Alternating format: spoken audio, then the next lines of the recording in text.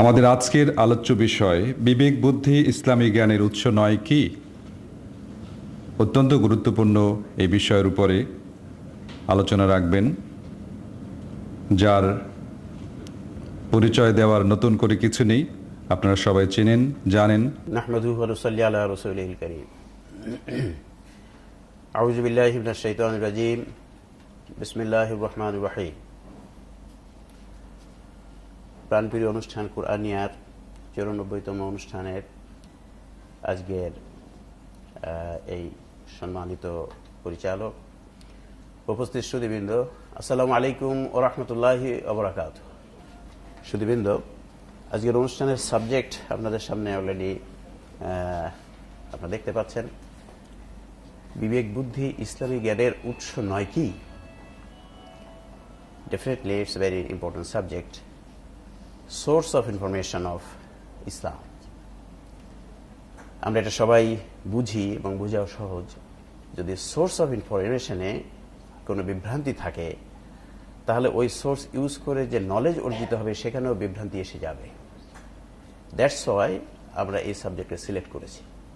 আমরা দেখতে চাই যে বিবেক বুদ্ধি যে আমাদের সবার কাছে আছে সেটা সম্বন্ধে কোরআন হাদিস কি বলে এটা সম্বন্ধে। আমরা সেটি আপনাদের সামনে কোরআন সুন্নাহ তথ্যের মাধ্যমে উপস্থাপন করব। এই উপস্থাপনাটা আমি শুধু ডিসকাস করব, এটা আমি বলে যাব, কথা বলে যাব, এরকম নয়। It will be participation among ourselves. আমরা এখানে আলোচনাকে আমি কিছু প্রশ্ন করব, আপনারা সেগুলো উত্তর দেবেন। Just give and take policy, just আমি বলে যাব তা নয়, যাতে সবাই আমরা পার্টিসিপেট করতে পারি, সবাই যদি অনুষ্ঠানের মধ্যে থাকতে পারি, এই জন্যে এভাবে আমরা উপস্থাপন করব। আমি যে সময় কোনো প্রশ্ন করি, যদি আপনারা স্বতঃস্ফূর্তভাবে সেটির উত্তর দিবেন এবং আমি আমার তরফ থেকে তার রেসপন্ড করব। এভাবে ইনশাআল্লাহ আমরা আমাদের অনুষ্ঠানের সামনে এগিয়ে নিয়ে যাব। তো এই ভূমিকার পরে চলুন আমরা এখন অরিজিনাল ইয়েতে চলে যাই। প্রশ্ন। প্রথমে আমি একটা প্রশ্ন আপনাদের সামনে করতে চাই, যেটার উত্তর দিবেন যারা আমাদের এই বিষয়ের একটি বই আছে, বিবেক বুদ্ধির গুরুত্ব কতটুকু এবং কেন। এই বইটি যারা পড়েন নাই বা এই বিষয়ে আমাদের আলোচনা আগে যারা শোনেন নাই, তারাই উত্তরটি দিবেন। হ্যাঁ, অন্য যারা শুনেছেন বা জানেন তারা উত্তরটি দিবেন না please, so that we can understand. পৃথিবীর কত পার্সেন্ট মানুষ ইসলামের অনেক গুরুত্বপূর্ণ বিষয়ে জানে? পৃথিবীর সমস্ত পৃথিবীর, নট মুসলমান, পৃথিবীর কত পার্সেন্ট মানুষ ইসলামের অনেক গুরুত্বপূর্ণ বিষয় জানে? আপনাদের মধ্যে থেকে অ্যান্সার প্লিজ। ইয়েস, যে প্লিজ। হ্যাঁ, পয়েন্ট সামথিং। আর কারো অন্য কোনো বক্তব্য আছে কিনা? কত পার্সেন্ট মানুষ ইসলামের অনেক গুরুত্বপূর্ণ বিষয় জানে? জি প্লিজ। হ্যাঁ, 0.00 সামথিং। উনি বলছেন 0.2%-এর বেশি হবে না। Yes, exactly.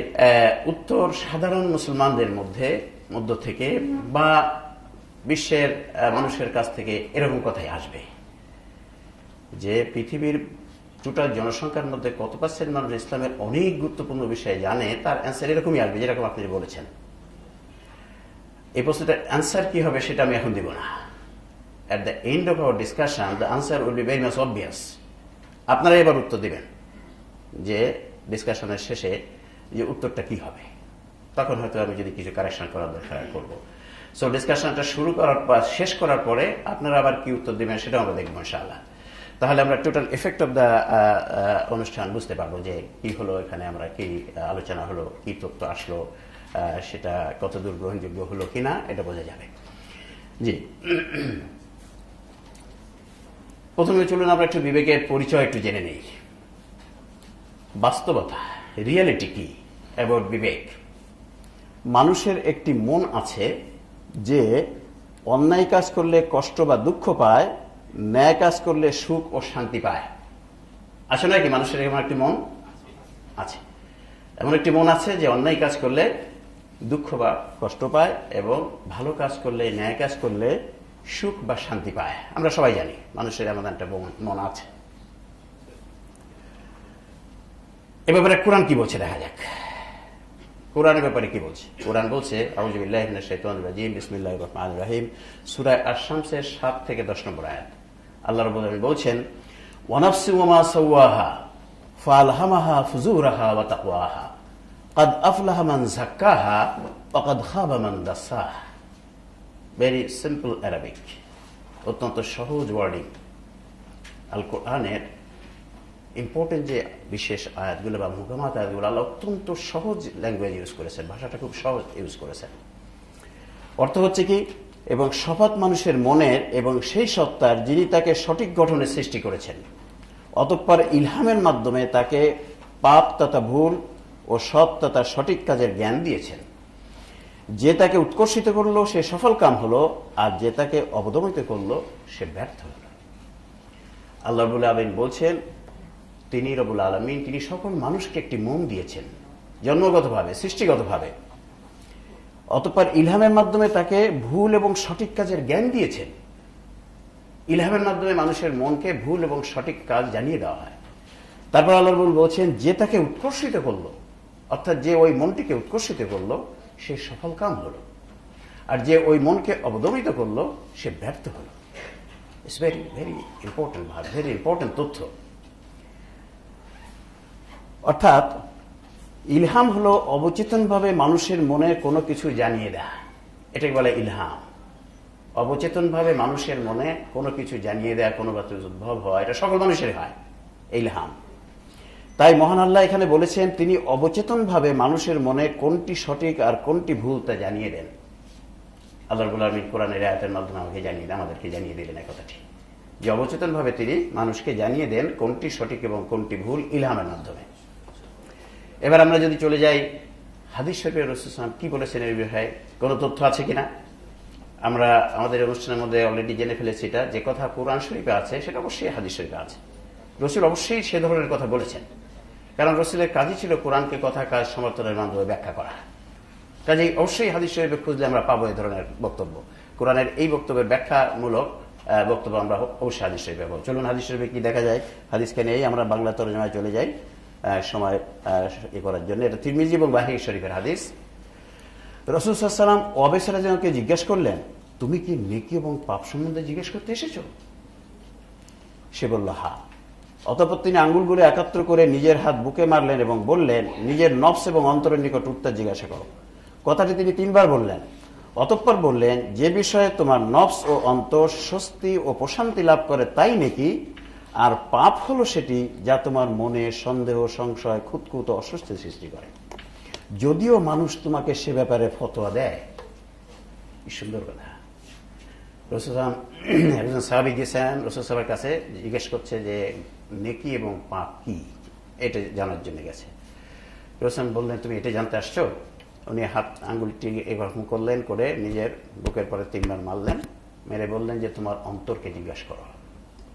তোমার অন্তর যেটাকে সায় দেয় সেটাই হচ্ছে নেকি অর্থাৎ সঠিক, এবং অন্তর যেটা সায় দেয় না সেটাই হচ্ছে ভুল বা বেঠিক বা পাপ।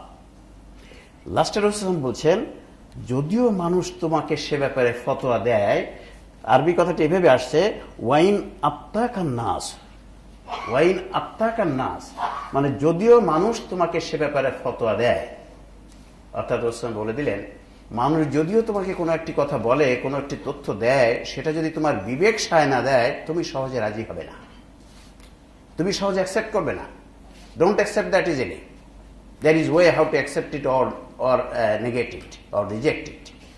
তাহলে রাসূল বলে দিলেন যে তোমার বিবেক যদি সায় না দেয়, যে ব্যক্তি তোমার সামনে কথা বলছে, তথ্য উপস্থাপন করছে, তার কথা সহজে মানবে না, সে যে ব্যক্তি হোক না কেন, তার পরিচয় যাই হোক না কেন, don't accept it without justification.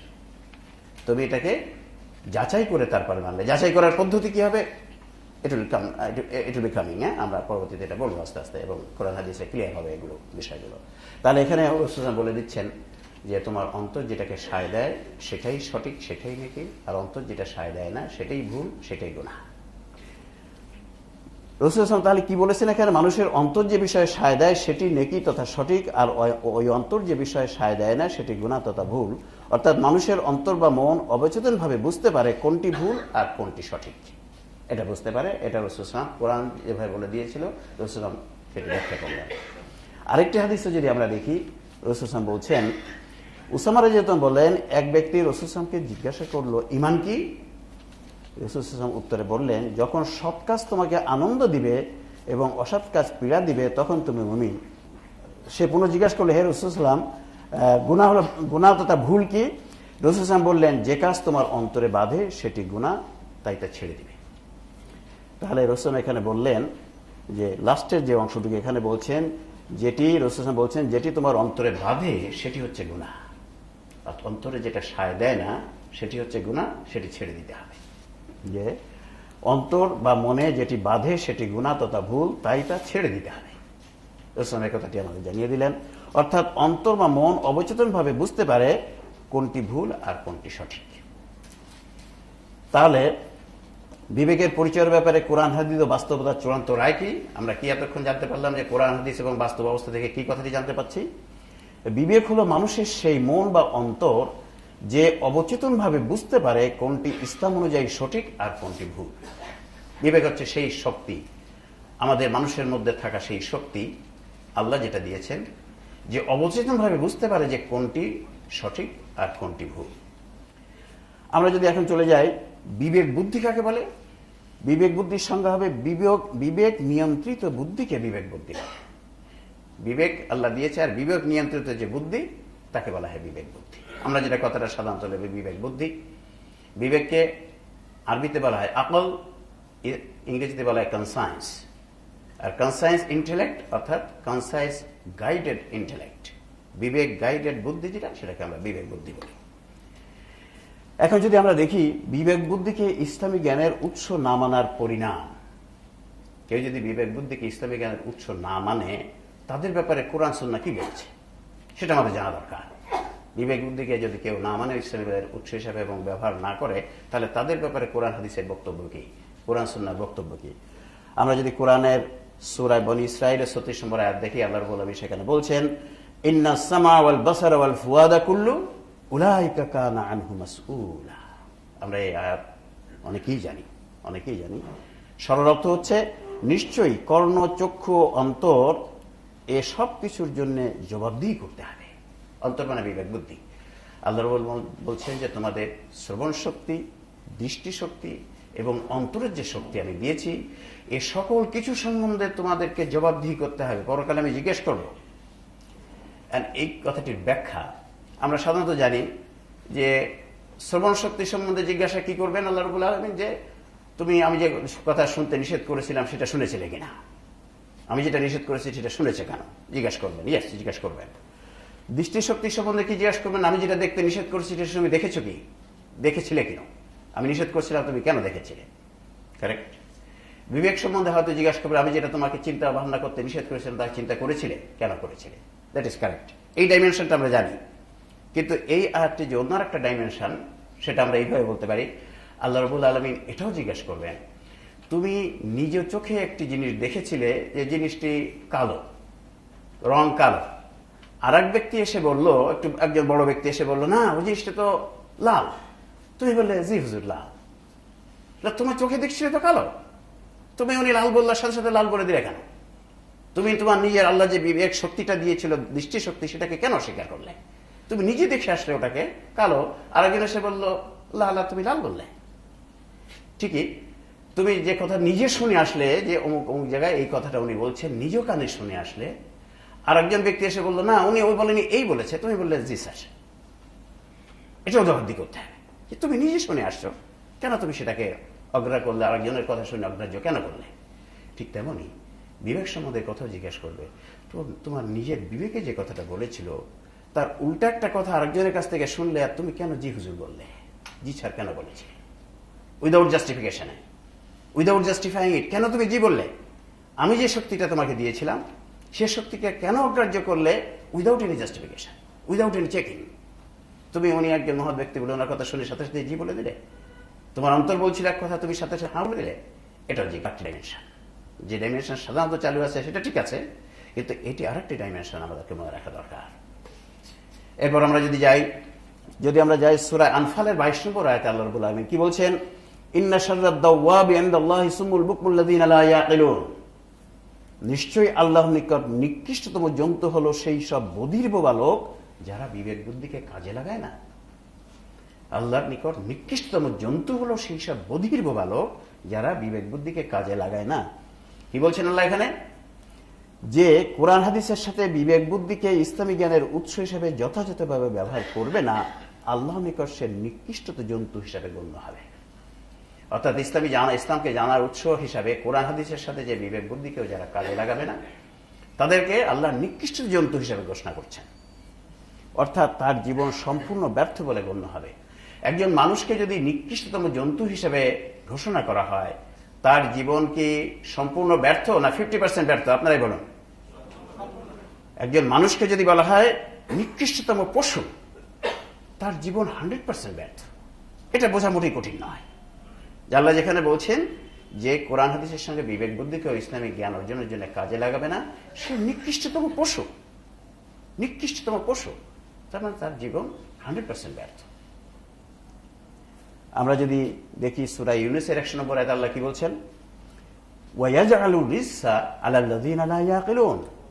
যারা বিবেক বুদ্ধি ব্যবহার করে না তাদের উপর ভুল, অকল্যাণ তথা ভুল চেপে বসে। যারা বিবেক বুদ্ধি ব্যবহার করে না কোরআন হাদিসের সঙ্গে ইসলাম জানার জন্য, তাদের উপর ভুল চেপে বসে, তাদের ভুল জ্ঞান অর্জিত হয়। ব্যাখ্যায় কি আসা যায়? যারা কোরআন হাদিসের সাথে বিবেক বুদ্ধিকে ইসলামী জ্ঞানের উৎস হিসেবে যথাযথভাবে ব্যবহার করবে না, তাদের উপর নানা ধরনের অকল্যাণ চেপে বসবে, কারণ তাদের জ্ঞানে নানা ধরনের ভুল ঢুকে যাবে। যদি কোরআন হাদিসের সঙ্গে বিবেককেও যথাযথভাবে ব্যবহার না করে, ব্যবহার করার একটা নিয়ম পদ্ধতি আছে, সেটা কোরআন সুন্নাহ বলে দিয়েছে, সে অনুযায়ী ব্যবহার না করে, তাহলে there will be lot of mistakes in their knowledge, অনেক ভুল জ্ঞান অর্জিত হয়ে যাবে।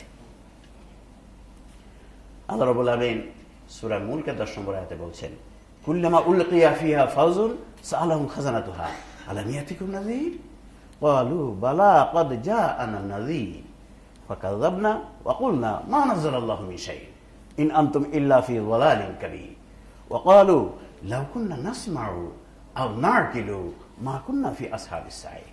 কি বলছেন আল্লাহ রাব্বুল আলামিন? আল্লাহ বলছেন, যখনই জাহান্নামে কোনো কাফির দল উপস্থিত হবে, রক্ষীগণ জিজ্ঞাসা করবে, কোন সতর্ককারী কি তোমাদের নিকট পৌঁছায়নি? উত্তরে তারা বলবে, সতর্ককারী আমাদের নিকট পৌঁছেছিল, কিন্তু আমরা তাদের অস্বীকার করেছিলাম এবং বলেছিলাম আল্লাহ কিছুই নাজিল করেননি। আসলে তোমরা বিরাট ভুলের মধ্যে আছো। অতঃপর তারা বলবে, হায়, আমরা যদি কোরআন হাদিসের বক্তব্য শুনতাম এবং বিবেক বুদ্ধি খাটিয়ে তা থেকে শিক্ষা নেওয়ার চেষ্টা করতাম, তবে আজ আমাদের দোজখে আসতে হতো না।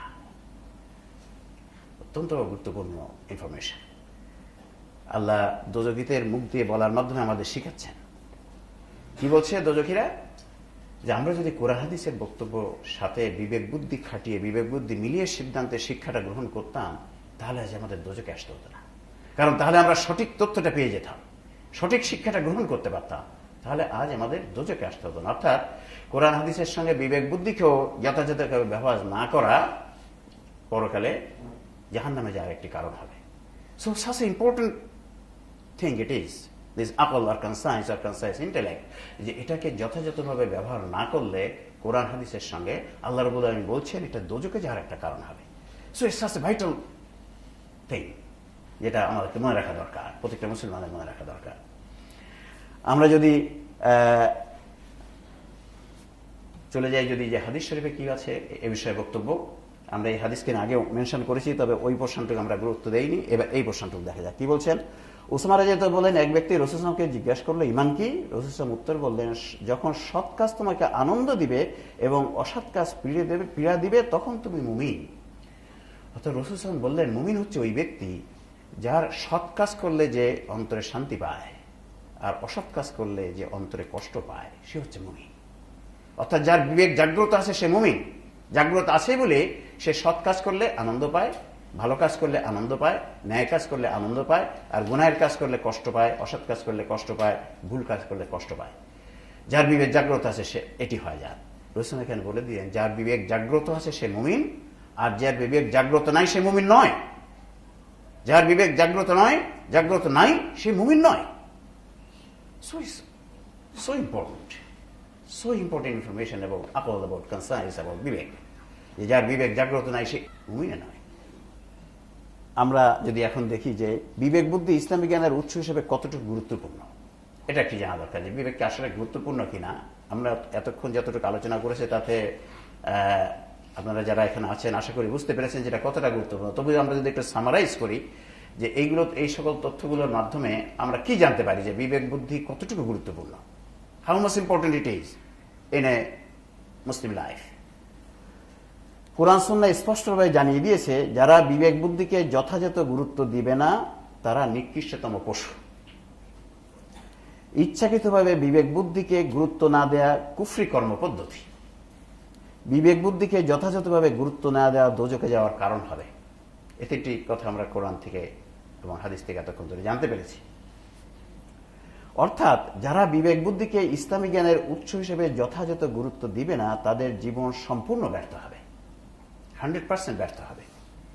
সুতরাং কোরআন হাদিসের ন্যায় বিবেক বুদ্ধি ও ইসলামী জ্ঞানের আল্লাহর একটা মৌলিক উৎস। কোন বিষয়ের মৌলিক জিনিস হচ্ছে কি, যে জিনিসটা বাদ গেলে রিলেটেড বিষয়টি সম্পূর্ণ ব্যর্থ হয়, তাকে বলা হয় মৌলিক জিনিস। যে কোনো কাজে আমরা যে চিকিৎসা করি, ধরেন যে অপারেশন করি, ওখানে যদি মৌলিক বিষয়ের মধ্যে একটি ভুল করি, সব ঠিক করেছি, একটি মৌলিক বিষয় ভুল করেছি, তাহলে ন্যাচারাল ল হচ্ছে অপারেশনটা 100% ব্যর্থ হবে। অপারেশনটা 100% ব্যর্থ হবে, এরকম না যে 90% সাকসেসফুল হবে। দ্য ন্যাচারাল ল, আল্লাহ যে ল অনুযায়ী এই মহাবিশ্ব চালাচ্ছেন, যেটাকে আমরা ন্যাচারাল ল বলি অথবা আল্লাহ তৈরি প্রাকৃতিক আইন বলি, এটা নিয়ম হচ্ছে যে কোনো বিষয়ে মৌলিক একটি ভুল থাকলে সেই বিষয়টি 100% ব্যর্থ হয়।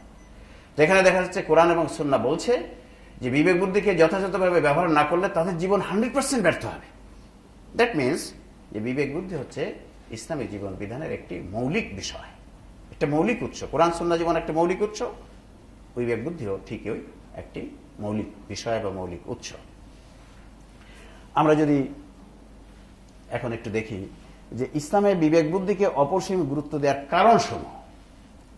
কোন নলেজ অ্যাকুয়ার করতে হলে যেমন একটা তথ্য জানতে হয় প্রথমে, তারপরে হোয়াট ইজ দ্যাট, কেন এটি এরকম, এই তথ্যগুলির সাথে সাথে জেনে নিতে হয়। এভাবে যদি তথ্য জেনে নেওয়া হয়, এভাবে যদি নলেজ অর্জিত হয়, নলেজ অর্জন করা হয়, তাহলে সেই নলেজ পারফেক্ট হয় এবং সেই নলেজের প্রতি দাঁড়িয়ে থাকা যায়। যে আমরা এখন জানলাম যে বিবেক বুদ্ধি ইসলামী জ্ঞানের একটি মৌলিক উৎস, ইটস ভেরি মাচ ইম্পর্টেন্ট, অত্যন্ত গুরুত্বপূর্ণ একটা মৌলিক বিষয়। এখন প্রশ্ন নেক্সট, কেন আল্লাহ রাব্বুল আলামিন বিবেক বুদ্ধিকে, আকলকে, কনসায়েন্সকে এতটি গুরুত্ব কেন দিয়েছে? Why it is? এই প্রশ্নটির উত্তর আমাদের জেনে নেওয়া দরকার। যদি আমরা তা জানতে পারি তাহলে ওই যে বিবেক বুদ্ধি এতটা গুরুত্বপূর্ণ সে কথাটাও মনে রাখা যাবে এবং এটা যথাযথভাবে কাজে লাগানো যাবে। আর এইটা না জানা থাকলে অবিশ্বাসটা একটু দুর্বল থাকবে। তাই চলুন আমরা দেখি একটু যে কেন, হোয়াই ইট ইজ। ইসলামী জ্ঞানে ভুল হতে না দেয়া, one of the main cause of it, যে বিবেক বুদ্ধি যদি জাগ্রত থাকে তাহলে ইসলামী জ্ঞানের সহজে ভুল হতে পারে না। কিভাবে? মুসলমানদের বিবেক জাগ্রত থাকলে পৃথিবীতে সকল সময় কোটি কোটি ইসলামের প্রহরী জাগ্রত থাকবে। কোটি কোটি ইসলামের, যতটা বিবেক আর যতটা মুসলমান আছে ততটা ইসলামিক বিবেক, ইসলামের ততজন গার্ড। বিবেক ইজ এ গার্ড, প্রহরী ইসলামের, সে জাগ্রত থাকবে। যদি বিবেক জাগ্রত থাকে, যারা বাধা দিবে ভুল তথ্য ইসলামে ঢুকতে এবং সঠিক তথ্য ইসলাম হতে বের হয়ে যেতে। That is the most important use of আকল অর কনসাইন্স অর বিবেক।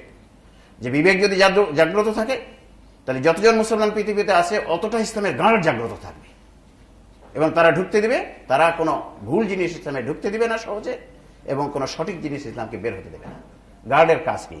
গার্ডের কাজ হচ্ছে কোনো চোর ভিতরে না ঢুকতে পারে বা চুরি করে বেরিয়ে না নিয়ে যেতে পারে, এই দুটোই গার্ডে বাধা দেয়। এক্স্যাক্টলি বিবেক আল্লাহ সেভাবে দিয়েছেন, সেজন্যই দিয়েছেন যে বিবেক যদি জাগ্রত থাকে। এখন ধরেন 120-130 কোটি যদি মুসলমান হয় পৃথিবীতে, 120 বা 130 কোটি ইসলামের গার্ড জাগ্রত থাকবে। এত 120 বা 130 কোটি গার্ডকে ধোঁকা দিয়ে কোনো জিনিস সহজে ঢুকিয়ে দেওয়া যাবে না, কোনো জিনিস সহজে বের করে নেওয়া যাবে না। That's why number one cause why Allah has given so much importance to aql or conscience. এরপর যদি আমরা দেখি ইসলামের তথ্য মানা ও অনুসরণ করা সহজ হওয়া। কিভাবে?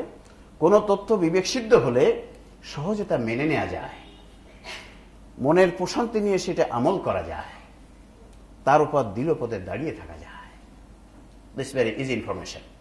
কোন একটা তথ্য যদি বিবেক সিদ্ধ হয় তাহলে সহজে তা মেনে নেওয়া যায়, মনের প্রশান্তি নিয়ে সেটি আমল করা যায় এবং তার উপর দৃঢ় পথে দাঁড়িয়ে থাকা যায়। এটা সহজে বোঝা যায়। আর যদি বিবেক সিদ্ধ না হয়, বলে হ্যাঁ ঠিক আছে, আমার বিবেক মানে না, বলছে উনি, ঠিক আছে উনি বলছে, যখন মনের প্রশান্তি হয় না, এবং সেটা আমল করার সময় ওর মনে অত প্রশান্তি পাওয়া যায় না, তারপরে দৃঢ় পথে দাঁড়িয়েও থাকা যায় না। আরেকজন এসে যদি একটু ঘুরিয়ে অন্যভাবে বলে হ্যাঁ হ্যাঁ তোরটা ঠিক। এই জন্যে আজ দেখা যায় মুসলমানের সন্তান, আলেমের সন্তান, দেখা যায় তারা কমিউনিস্ট হয়েছে, তারা অবিশ্বাসী হয়েছে। তারা দেখছে যখন কথাটা আমার তো বিবেক মানে না, কি কথা, তখন তারা অন্য আরেকজন এসে যখন আরেক রকম কথা বলছে, আরেকটু যৌক্তিক মনে হয়েছে তার কাছে, বলছে ঠিক আছে এটাই ভালো, দিস ইজ গুড। বিকজ কথাগুলো তাদের কাছে আমরা বিবেক সিদ্ধ করে যৌক্তিকভাবে প্রেজেন্ট করতে পারি না। ঠিক আছে, বাহ ঠিক আছে, এইটাই মানতে হবে। So that is one of the cause, যে যদি কোনো জিনিস বিবেক সিদ্ধ হয় তাহলে সহজে তা মেনে নেওয়া যায়, মনের প্রশান্তি নিয়ে সেটাকে আমল করা যায়, এবং তার পথে দৃঢ় পথে দাঁড়িয়ে থাকা যায়। That is another usefulness of আকল অর কনসায়েন্স অর বিবেক। আমরা যদি আরেকটি দেখি, গবেষণার বিষয় খুঁজে পাওয়া। কিভাবে সেটি? কোরআন অনুযায়ী ইন্দ্রগ্রাহ্য বিষয়ে চিরন্তনভাবে বিবেক বুদ্ধির বাইরের কোনো কথা কোরআন তথা ইসলামে নাই। আমরা সেটা পরে আসবো, দেখবো এই তথ্যটি। কোরআন বলে দিয়েছে যে ইসলামে ইন্দ্রগ্রাহ্য বিষয়ে মানুষের বিবেকের বাইরের কোনো কথা নাই, চিরন্তনভাবে মানুষের বিবেকের বাইরের কোনো কথা নাই। তাই কোরআন উল্লিখিত বিবেক বুদ্ধির বাইরের ইন্দ্রগ্রাহ্য বিষয় নিয়ে চিন্তা গবেষণা করলে নতুন নতুন বিষয় আবিষ্কৃত হবে, এবং সঠিকভাবে ব্যবহার করলে তাতে মানুষের কল্যাণ হবে। যে ইন্দ্রগ্রাহ্য যেসব বিষয় কোরআন শরীফে আছে, মুখামাত বিষয়, আমরা দেখছি এটা বোঝা যাচ্ছে না কি কথা, এটা নিয়ে চিন্তা গবেষণা করতে। That will B A subject of research.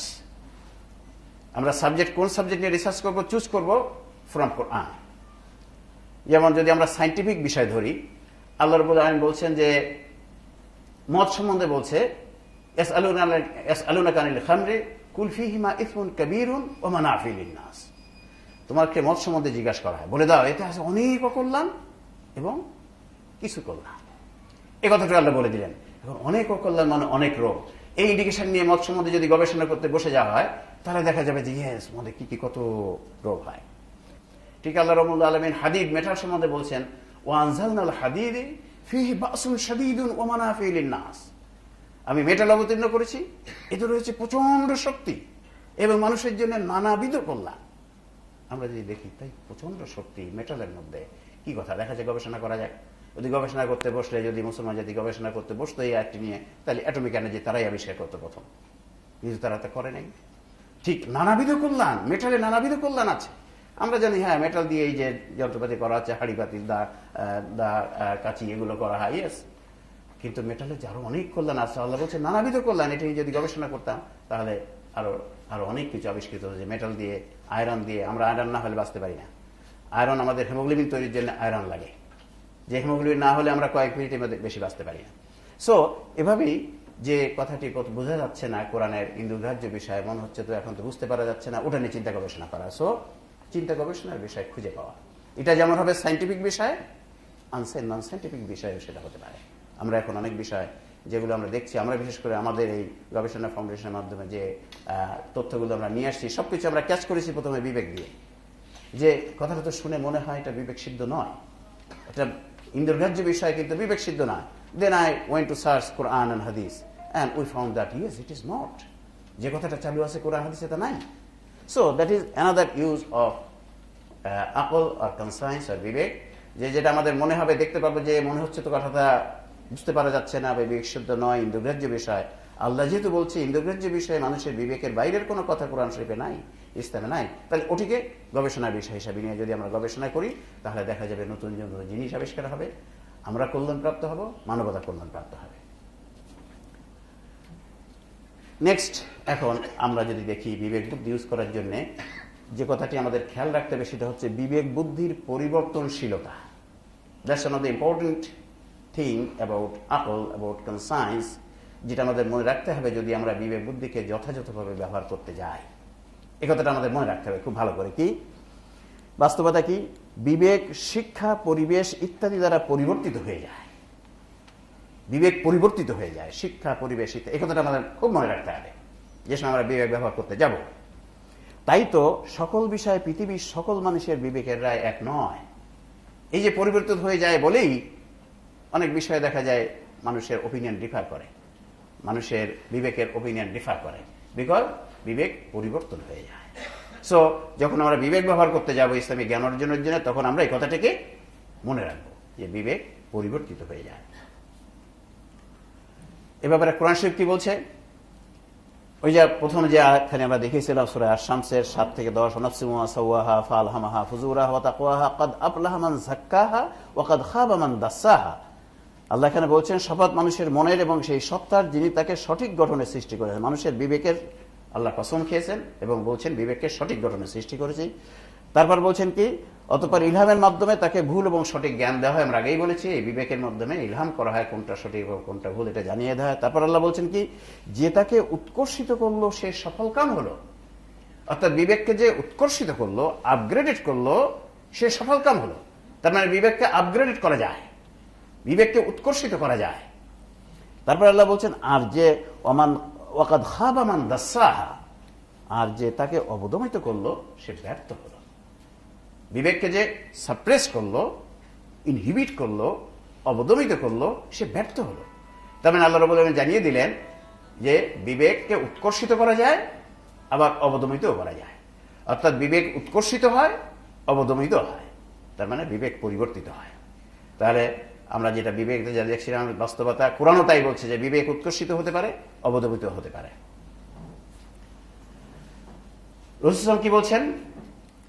রাসূল সাল্লাল্লাহু আলাইহি ওয়াসাল্লাম বলেছেন যে শিশুই মায়ের গর্ভ হতে পয়দা হয় সে প্রকৃত মানব প্রকৃতির ভিত্তিতে পয়দা হয়, অর্থাৎ ইসলামী বিবেকের ভিত্তিতে পয়দা হয়। অতঃপর তার মা বাবাই তাকে ইহুদি, নাসাই বা মজুসি বানিয়ে দেয়। তাহলে রাসূল সাল্লাল্লাহু আলাইহি ওয়াসাল্লাম বললেন প্রত্যেক মানুষই, প্রত্যেক মানব সন্তানই ইসলামী বিবেকের পরে জন্মগ্রহণ করে, ইসলামী বিবেক নিয়ে জন্মগ্রহণ করে, যে তাকে ইসলামের দিকে নিয়ে যেতে পারত। কিন্তু তার মা বাবা অর্থাৎ তার পরিবেশ, তার বাড়ির পরিবেশ, তার বাসার পরিবেশ, তার পারিপার্শ্বিক পরিবেশ, তার শিক্ষা তাকে ইহুদি, নাসাই বা মাজুসি বানিয়ে দেয়। মানে তার বিবেক ওইভাবে পরিবর্তিত হয়ে যায়, পরিবর্তিত হয়ে যায় পারিপার্শ্বিক অবস্থা, শিক্ষার ভিত্তিতে, শিক্ষার কারণে। তাহলে বিবেক পরিবর্তিত হয়ে যায়। আমরা দেখছি এটা আপগ্রেডেড হতে পারে, ডাউনগ্রেডেড হতে পারে। কোরআন সুন্নাহ বাস্তবতা তাই বলছে। এখন যে বিষয়টি আমাদের জানা দরকার, তাহলে বিবেক বুদ্ধি পরিবর্তনশীলতার ব্যাপারে ইসলামের চূড়ান্ত রায় কি? বিপরীত শিক্ষা পরিবেশে বিবেক বুদ্ধি পরিবর্তিত তথা অবদমিত হয় এবং সঠিক শিক্ষা পরিবেশে বিবেক বুদ্ধি উৎকর্ষিত হয়। এতক্ষণ আমরা তাই জানলাম যে বিবেক বুদ্ধি উৎকর্ষিত হয়, অবদমিত হতে পারে। এখন যেটা জানা দরকার সেটা হচ্ছে বিপরীত পরিবেশে বিবেক বুদ্ধির পরিবর্তনের মাত্রা, যে পরিবর্তন যে হয় বিবেক বুদ্ধি, এটা বাস্তবতা, এটা কোরআনও বলছে, হাদিসও বলছে, এটা কতটুকু পরিবর্তিত হয়। আপগ্রেডেড হলে কোথায় যেতে পারে, আর ডাউনগ্রেডেড হলে কোথায় যেতে পারে, কোন পর্যন্ত যেতে পারে, কখন কোথায় যেয়ে থামবে। আমরা যদি বাস্তবতা দেখি কি, বিপরীত শিক্ষা ও পরিবেশে বিবেক পরিবর্তিত হয় কিন্তু একেবারে নিঃশেষ হয় না। তাই তো সাধারণ নৈতিকতার বিষয়ে সকল ধর্মের মানুষেরাই একমত। যারা অন্য ধর্মের মানুষ, অন্য ধর্ম ধরেন ইহুদি বা খ্রিস্টান যারা, বা আমাদের নন মুসলিম হিন্দু যারা আছে, তারা তো অন্য ধর্মের, তাদের বিবেক তো পরিবর্তিত হয়েছে। কিন্তু দেখা যায় সাধারণ নৈতিকতার যে বিষয়গুলো তাদের কিন্তু সবাই একমত। যেমন সত্য কথা বলা খারাপ কোনো ধর্মের লোক বলে না, সবাই বলে যে সত্য কথা বলা দরকার, ঠিক। চুরি করা ভালো কেউ বলে না, একজন মুসলমানও বলে না, একজন হিন্দুও বলে না, একজন খ্রিস্টানও বলে না, একজন ইহুদিও বলে না। তাহলে দেখা যায় এই যে বিষয়গুলোতে সবাই মত এক। অর্থাৎ এগুলো যে আল্লাহ প্রদত্ত যে বিবেক ছিল সে বিবেক এখানে এসে এই পর্যন্ত এসে আর যায়নি। অর্থাৎ বিবেক অবদমিত হয় কিন্তু একেবারে শেষ হয়ে যায় না, একেবারে নিঃশেষ হয়ে যায় না, টোটালি চেঞ্জ হয়ে যায় না, কিছু একটা বেজলাইনে এসে থেকে যায়। সাধারণ নৈতিকতার যে বিষয়গুলো এগুলো সব জায়গায় একই। তাহলে বোঝা গেল যে সাধারণ জ্ঞানে কি বলছে যে বিবেক অবদমিত হয় কিন্তু একেবারে নিঃশেষ হয়ে যায় না। কোরআন কি বলছে? ওই যে সূরা মুলকের 10 নম্বর আয়াতে আমরা বললাম যে যখনই তাতে কুল্লামা উলকিয়া ফিহা ফাউজুন সালাম খাজানাতে হয় ইলা আখিরিল আয়াত। এখানে জাহান্নামীরা কি বলবে? জাহান্নামীরা বলবে, তারা বলবে আমরা যদি কোরআন হাদিসের বক্তব্য শুনতাম এবং বিবেক বুদ্ধি খাটিয়ে তা হতে শিক্ষা নেওয়ার চেষ্টা করতাম তবে আজ আমাদের দোজখে আসতে হতো না। বলছে কারা? কাফেররা, জাহান্নামীরা। জাহান্নামীরা বলছে যদি আমাদের বিবেককে, আমাদের যে বিবেকটুক ছিল পরিবর্তিত হয়ে যতটুক ছিল এইটুকু যদি আমরা ইউজ করতাম কোরআন হাদিসের সাথে, তাহলে আমাদের দোজখে আসতে হতো না। তার মানে ওই জাহান্নামীদের বিবেক তো অল্টার বিবেক, পরিবর্তিত হয়ে যাওয়া বিবেক। তারাও বলছে যে আমরা যদি পরিবর্তিত হয়ে যতটুকু আমাদের ছিল এইটুকু যদি ইউজ করতাম তাহলে আমাদের দুজকে আসতে হতো না। দ্যাট মিনস বিবেক পরিবর্তিত একেবারে শেষ হয়ে যায় না, থাকে। আল্লাহ প্রদত্ত যে বিবেক, ইসলামী যে বিবেক, সেটা একেবারে নিঃশেষ হয়ে যায় না। ধর্ম পরিবর্তনের ধরন আমরা যদি দেখি যে কনভার্সন যে হয়, নন মুসলিম থেকে মুসলমান হয়, মুসলমান থেকেও কিছু কিছু আমরা দেখছি, এর যদি ধরনটা দেখি তাহলে কি দেখা যায়, সেখানে ডাটাটা কি পাওয়া যায়? অমুসলিম থেকে মুসলিম হওয়ার সংখ্যা অনেক, কিন্তু বিপরীতটি অর্থনৈতিক সুবিধা পাওয়া ব্যতীত নাই বললেই চলে। অমুসলিম থেকে মুসলিম হচ্ছে কনভার্সন অনেক অনেক, পৃথিবীতে বহু হচ্ছে, কিন্তু মুসলমান থেকে অমুসলিম হওয়া এইটা very very few, very very rare. এবং যারা হচ্ছে তারাও ওই অর্থনৈতিক কিছু সুবিধা পাওয়া বা কিছু দুনিয়াবী কিছু সুবিধা পাওয়ার জন্যই হচ্ছে, অথবা কিছু রং ইনফরমেশন দিয়ে হচ্ছে। কিন্তু অমুসলমান থেকে মুসলমান হওয়ার সংখ্যা প্রচুর প্রচুর প্রচুর। তাহলে এখান থেকে, কারণ বিরুদ্ধ পরিবেশে বিবেক পরিবর্তিত হলেও একেবারে নিঃশেষ হয় না, সঠিক পরিবেশ পেলে ওই বিবেক আবার জেগে ওঠে, তাই অমুসলিমরা মুসলিম হয়ে যায়। অমুসলিমদের বিবেক অবদমিত হয়েছে কিন্তু একেবারে নিঃশেষ হয়নি, একটা স্টেজে আছে। যখন তারা সঠিক পরিবেশ পেয়ে যায় আবার ওই বিবেক আবার জেগে ওঠে, আবার জেগে ওঠে, ফলে আবার তারা মুসলমান হয়। এটা আমরা যে সায়েন্টিফিক নলেজ, বিশেষ করে মেডিকেল সায়েন্সের নলেজের সাথে এটা খুব ভালোভাবে আমরা বোঝা যায় সহজে। আমার বিভিন্ন ডিজিজের কিছু কিছু ডিজিমের জার্ম আছে, তারা যখন বিপরীত পরিবেশ পায়, তাদের যে সম্পূরক পরিবেশ না হলে ওরা ডরম্যান্ট অবস্থায় চলে যায়। ডরম্যান্ট অবস্থায় যায় কিন্তু একবারে মরে যায় না, তারপরে সিস্ট আকারে চলে যায় অথবা ডরম্যান্ট স্টেজে চলে যায়। তারপরে যখন আবার সঠিক পরিবেশ পায় তখন আবার ওখান থেকে জেগে ওঠে। সো দ্যাটস ভেরি সায়েন্টিফিক যে আমাদের যে বিবেক, ইসলামের যে বিবেক, আল্লাহ প্রদত্ত যে বিবেক, জন্মগতভাবে যে বিবেক নিয়ে আমরা জন্মগ্রহণ করেছি, ইসলামের বিবেক বিপরীত পরিবেশ পেলে এটা অবদমিত হয় কিন্তু একেবারে নিঃশেষ হয়ে যায় না। যখন আবার সঠিক পরিবেশ পায়, সঠিক তথ্য পায়, সঠিক শিক্ষা পায়, ওই বিবেক আবার জেগে ওঠে, তখন তারা ইসলাম গ্রহণ করে, তখন তারা আবার মুসলিম হয়ে যায়। সুতরাং দেখা যাচ্ছে বিপরীত পরিবেশে মাত্রা হচ্ছে এটা একবারে নিঃশেষ হয় না। সম্পূরক পরিবেশে বিবেক বুদ্ধির উৎকর্ষিত হওয়ার মাত্রা আমরা দেখলাম যে বিপরীত পরিবেশে বিবেক বুদ্ধি অবদমিত হয় কিন্তু একবারে নিঃশেষ হয় না। এবং সম্পূরক পরিবেশে তাহলে কি হয়? বিপরীত পরিবেশে অবদমিত হচ্ছে, নিঃশেষ হচ্ছে না, তাহলে সম্পূরক পরিবেশে উৎকর্ষিত হয়ে যাবে কোন পর্যন্ত, সেটাও বুঝে নেওয়ার বিষয়। সম্পূরক শিক্ষা ও পরিবেশ পেলে বিবেক উৎকর্ষিত হয়ে কোরআন সুন্নাহর কাছাকাছি পৌঁছে যায়, কিন্তু একেবারে সমান হয় না। Very important. সম্পূরক পরিবেশ অর্থাৎ একজন মানুষ যদি ইসলামিক পরিবেশে বেড়ে ওঠে, ইসলামিক জ্ঞান পাচ্ছে, ইসলামিক পরিবেশ পাচ্ছে, সোসাইটি পাচ্ছে, সে যদি বেড়ে ওঠে, তার বিবেক উঠতে উঠতে উঠতে উঠতে উৎকর্ষিত হতে হতে কোরআন হাদিসের কাছাকাছি পৌঁছে যায়, কিন্তু একেবারে সমান হয় না। কোরআন হাদিসের কাছাকাছি পৌঁছে যায় মানে তার বিবেক যা বলে অধিকাংশ করতে কোরআনও তাই বলবে, তার বিবেকের ডিসিশন দেখা যাবে অধিকাংশ ক্ষেত্রেই কোরআন যা বলছে তাই, কোরআনের সাথে মিল। সো এই দুটোই হচ্ছে পরিবর্তনের মাত্রা, যে বিবেক অবদমিত হলে পরিবর্তিত হয়ে কোথায় যাবে, আর উৎকর্ষিত হলে আপগ্রেডেড হয়ে কোথায় যাবে। অবদমিত হলে পরিবর্তিত হয়ে কমে যাবে, সাপ্রেসড হবে কিন্তু একেবারে নিঃশেষ হবে না, আর উৎকর্ষিত হয়ে সে অনেক উপরে উঠে যাবে, সে কোরআন হাদিসের কাছাকাছি পৌঁছে যাবে কিন্তু একেবারে সমান হবে না, তার অধিকাংশ বিবেকের রায় দেখা যাবে কোরআন হাদিসের সাথে সম্পূরক হয়ে যাচ্ছে। So that's two important information about বিবেক, আমাদের জানা দরকার যদি আমরা বিবেক বুদ্ধিকে সঠিকভাবে ইউজ করতে চাই এবং সেটা করে কল্যাণপ্রাপ্ত হতে চাই। এখন আমরা বিবেক বুদ্ধির গুণসমূহ যদি একটু দেখে নেই এক নজরে, আমরা বিবেক বুদ্ধির দোষ দেখেছি যে বিবেক বুদ্ধি পরিবর্তিত হয়ে যায়, অত্যন্ত বড় একটি দোষ, কিন্তু এর গুণটা কি সেটাও জানতে হবে। কোন একটা জিনিস সম্বন্ধে যদি সঠিকভাবে কোন একটা জিনিসকে ইউজ করতে হয়, তার দুটি সাইডে জানা থাকা দরকার, খালি একটি সাইড জানা থাকলে হবে না।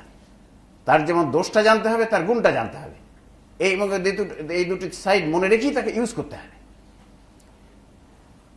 গুণ কি গুণ বিবেক বুদ্ধির? সকলের নিকট সকল সময় উপস্থিত থাকে। দেখুন, that's a very unique quality না? বিবেক বুদ্ধি আমরা এখানে যতজন আছি, পৃথিবীর যত কোটি মানুষ আছে, 600 কোটি বা তার বেশি, সকলের কাছে বিবেক বুদ্ধি সকল সময় উপস্থিত।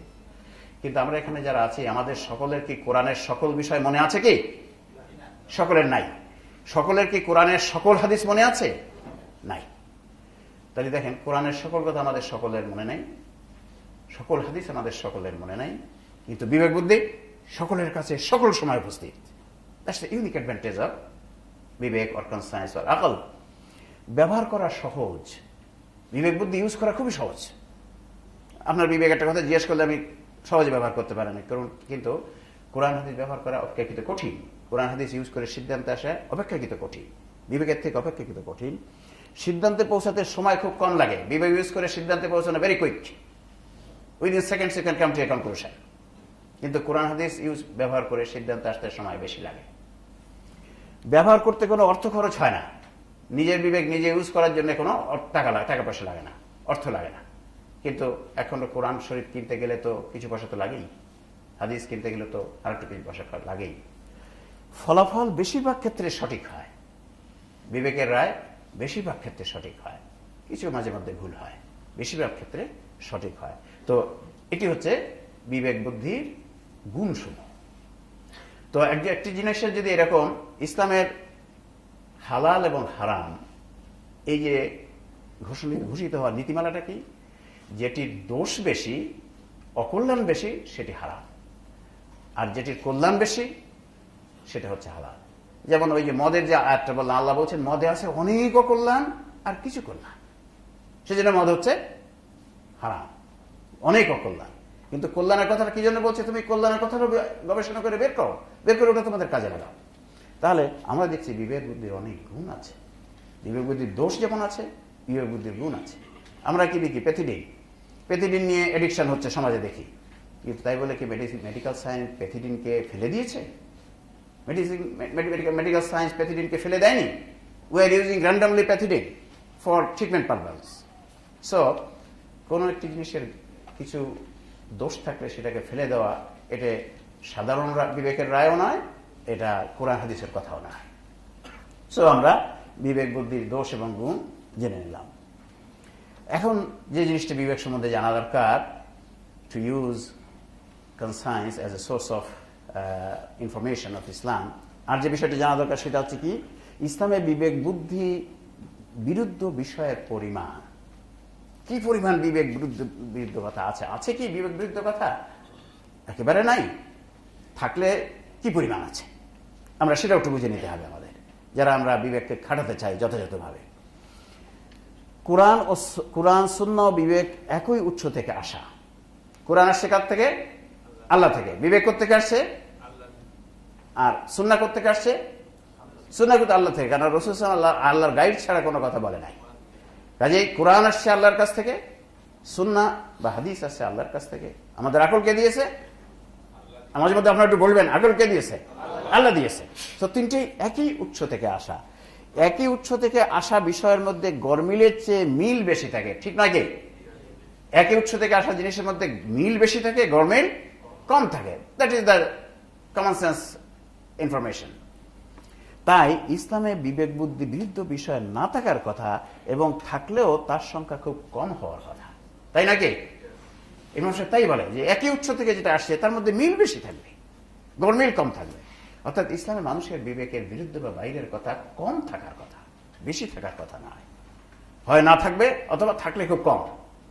এরপর আমরা যে দেখি যে অন্য দৃষ্টিকোণ, কোরআন ও সুন্নায় বারবার বিবেক বুদ্ধি ব্যবহার করতে বলা হয়েছে, বা তা না করার জন্য কঠোর ভাষায় তিরস্কার করা হয়েছে। আমরা এতক্ষণ দেখেছি কোরআন সুন্নাতে আল্লাহ বারবার বিবেককে ব্যবহার করতে বলেছে, অনেক জায়গায় বিবেককে ব্যবহার করতে, আফলা তাআকিলুন ইন কুনতুম তাআকিলুন লাআল্লাকুম তাআকিলুন, এভাবে বিভিন্নভাবে বিবেককে ব্যবহার করতে বলেছে। আর আমরা কয়েকটি আয়াত দেখেছি আল্লাহ তিরস্কার করেছে, কেন বিবেক বুদ্ধি ব্যবহার করো না, কেন করো না। ইসলামে বিবেক বুদ্ধি বিরুদ্ধ বিষয়ের পরিমাণ বেশি থাকলে কোরআন সুন্নায় এটি না করে বরং তা নিষেধ করা হতো।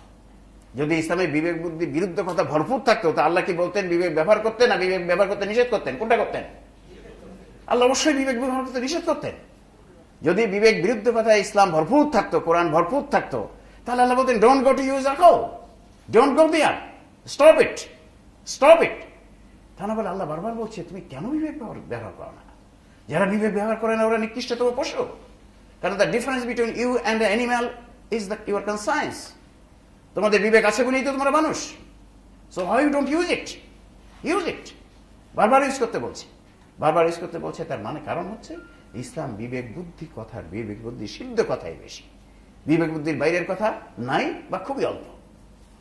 তাই ইসলামে বিবেক বুদ্ধি বিরুদ্ধ বিষয় না থাকার কথা, এবং থাকলেও তার সংখ্যা কম হওয়ার কথা। আমরা যদি দেখি এখন যে কোনগুলো আছে, যদি থাকে, যদি কোনগুলো বিবেক বিরুদ্ধ কথা, বিবেকের বাইরের কথা, আল্লাহ রাব্বুল আলামিন, this are the very important information of life, of A Muslim life. কাজে এই কথাগুলো ইসলাম, কোরআন ক্লিয়ার করেছে। কোরআন বলছে হুদাল লিন্নাস ওয়া বাইয়িনাতিম মিনাল হুদা। কোরআন হচ্ছে স্পষ্ট হেদায়েত, মৌলিক বিষয়ে সেখানে কখনো বিভ্রান্তি থাকবে না। আমরা যদি কোরআনের মৌলিক বিষয়, একটি বিষয়ের মূল সকল তথ্য একসাথে আনি, মৌলিক বিষয়ে সেখানে বিন্দুমাত্র বিভ্রান্তি থাকবে না। কারণ মৌলিক বিষয় বিভ্রান্ত থাকলে তো জিনিসটা 100% ব্যর্থ হয়ে যাবে। সেই জন্য কোরআন এসব ব্যাপারে একেবারে পরিষ্কার, ক্রিস্টাল ক্লিয়ার করে দিয়েছে। যে প্রথমে বলছে যে বিবেক ইউজ করতে বলছে, বারবার এখান থেকে বোঝালো বিবেক সিদ্ধ কথাই বেশি, বিবেক বিরুদ্ধ কথা কম থাকার কথা। এরপরে বলছে কোনগুলো তোমাদের বুঝতে পারবে না তোমরা, সেটা পরিষ্কার করে দিয়েছে। কোথায় পরিষ্কার করে দিয়েছে? এটা সূরা আলে ইমরানের 7 নম্বর আয়াতে আল্লাহ বলছেন, ওয়াল্লাযী আনজালা আলাইকাল কিতাবা মিনহু আয়াতুন মুহকামাতুন হুন্না উম্মুল কিতাবি ওয়া উখারু মুতাশাবিহা ফাআম্মাল্লাযীনা ফী কুলুবিহিম যায়গুন ফায়াত্তাবিউনা মা তাশাবাহা মিনহু ইবতিগা ফিতনাতি ওয়া ইবতিগা তা'বীলিহি ওয়া মা ইয়া'লামু তা'বীলাহু ইল্লাল্লাহ। আল্লাহ তো সুন্দর করে বলে দিয়েছেন, কি বলছেন?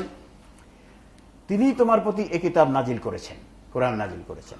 এতে রয়েছে ইন্দ্রগ্রাহ্য আয়াত, যা হলো কোরআনের মা, এবং অতীন্দ্রিয় আয়াত। যাদের মনে দোষ আছে তারা ফিতনা ছড়ানো এবং প্রকৃত অর্থ বের করার উদ্দেশ্যে অতীন্দ্রিয় আয়াতের পেছনে লেগে থাকে, অথচ তার প্রকৃত অর্থ আল্লাহ ব্যতীত অন্য কেউ জানে না। কি অপূর্ব স্পষ্ট কথা! আল্লাহ বলছেন কোরআনের আয়াতকে দুভাগে ভাগ করেছেন, একটা হচ্ছে মুহকামাত, একটা হচ্ছে মুতাশাবিহাত। মুহকামাত হচ্ছে ইন্দ্রগ্রাহ্য আয়াত, আর মুতাশাবিহাত হচ্ছে অতীন্দ্রিয় আয়াত। আল্লাহ বলছেন এই ইন্দ্রগ্রাহ্য আয়াত, এই আয়াত হচ্ছে কোরআনের মা। মা মানে হচ্ছে আসল আয়াত, গুরুত্বপূর্ণ বিষয়, ইসলামের গুরুত্বপূর্ণ বিষয়, আসল আয়াতগুলো হচ্ছে এগুলি। আর অতীন্দ্রিয় বিষয় যেগুলো, সেগুলোর ব্যাপারে কি বলছে? যাদের মনে দোষ আছে তারা ফিতনা ছড়ানো এবং প্রকৃত অর্থ বের করার উদ্দেশ্যে অতীন্দ্রিয় আয়াতের পিছনে লেগে থাকে। বলে যাদের পিছনে মনে দোষ আছে, যারা ইসলামের ক্ষতি করতে চায়, যারা বিভ্রান্তি ছড়াতে চায়, তারা কি করে? ওই মুতাশাবিহাতের পিছনে লেগে থাকে এবং প্রকৃত অর্থ কি বের করার চেষ্টা করে অতীন্দ্রিয় বিষয়গুলো নিয়ে। অতীন্দ্রিয় বিষয়গুলো যে বিষয় আমরা কখনো দেখি নাই, আমরা স্পর্শ করি নাই, আমরা আস্বাদ করি নাই, সেসব বিষয়, যেমন ফেরেশতা, জিবরাইল আলাইহিস সালাম, আল্লাহর আরশ, বেহেশত, দোজখ, সিদরাতুল মুনতাহা ইত্যাদি, এগুলো তো আমরা জানি না। জিবরাইল আলাইহিস সালাম কেমন, জিবরাইল ফেরেশতা কেমন, এই নিয়ে যে বসে গবেষণা করতে থাকে। হ্যাঁ, উনি কেমন দেখতে, চেহারা কেমন, ওনার ওয়েট কত, উনি যখন চলে কত গতিতে চলে, পার মাইলে কতটুকু যায়, এটা যদি কেউ গবেষণা করতে চায়, রিয়েল তো বুঝতেই পারবে না, খালি বিভ্রান্তি ছড়াবে সমাজে। সেটা বলছে না, এই মুতাশাবিহাত নিয়ে তোমরা চিন্তা গবেষণা করতে যাবে না, এটা নিষেধ। যাদের মনে দোষ আছে তারাই খালি এটি করবে। আর লাস্টে বলছে অথচ তার প্রকৃত অর্থ আল্লাহ ব্যতীত অন্য কেউ জানে না। এই মুতাশাবিহাতের আয়াতের অর্থ আমি আল্লাহ ছাড়া আর কেউ জানে না। তাই তোমরা don't go there, don't go to think about this verses of Quran, don't go to write 10 or 5 pages about these verses, আলিফ লাম মিম, ইয়াসিন, এসব ব্যাখ্যা করতে যেও না। এগুলো মুতাশাবিহাতের মধ্যে পড়ে, যেগুলো ব্যাখ্যা করতে যেও না, পারবে, আল্লাহ নিষেধ করে দিচ্ছেন। তাহলে আল্লাহ এখানে কি করেছেন? যে প্রত্যক্ষভাবে জানিয়েছেন কোরআনের অতীন্দ্রিয় বিষয়সমূহ চিরন্তনভাবে মানুষের বিবেক বুদ্ধির বাইরে। যে প্রত্যক্ষভাবে বলে দিচ্ছেন যে মুতাশাবিহাত বিষয় তোমাদের বিবেকের বাইরে, এটা তোমরা বিবেক দিয়ে বুঝতে পারবে না, এটার বিবেক গ্রাহ্য নয়। পরোক্ষভাবে জানিয়েছেন কোরআনের সকল ইন্দ্রগ্রাহ্য বিষয়ে মানুষের বিবেক সিদ্ধ। আল্লাহ বললেন দুই ধরনের আয়াত আছে, বললেন মুতাশাবিহাত তোমাদের বিবেকের বাইরে, ডাইরেক্টলি বলে দিলেন। তাহলে কি বোঝায়? ইনডাইরেক্টলি বললেন যত মুহকামাত আয়াত আছে সব তোমাদের বিবেক সিদ্ধ। This is important information.